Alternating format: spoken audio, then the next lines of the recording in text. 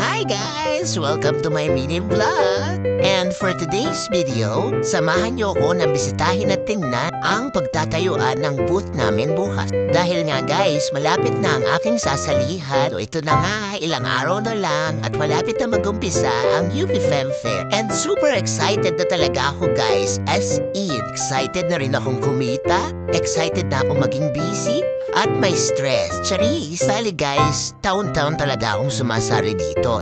And alam niyo yun, yung kahit na mahirapan ako or mangitim ako dahil sa pagtitinda ng mga halaman, super nag-i-enjoy ako kasi nga gustong-gusto ko yung ginagawa ko. At yun talaga yung laging hinahanap ng katawan ko, yung kabisihan ba kasi nga si Kuratsa nga daw ako eh.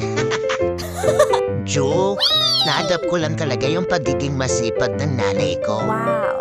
And ito ang nawala na siya. Sa ganitong pagkakataon ko, nararamdaman talaga yung presence niya. And pinangako ko sa kanya na itutuloy ko ang legacy na sinimulan niya. Ang paghahalaman kasi ni nanay talaga ang nakapagpatapos sa amin. And dito kami nabuhay ng maayos dahil sa paghahalaman. Kaya pag may pagkakataon talaga, sasali ako ng sasali sa mga events na gaya nito. So ayun lang guys, update ko na lang kayo on my next video. And shoutout na pala sa mga friends ko, relatives, kakilala, kumare, kumpare, plantitos, plantitas at kahit ano pa. Sana po ay suportahan niyo po ako sa darating na UPLB Fem Fair.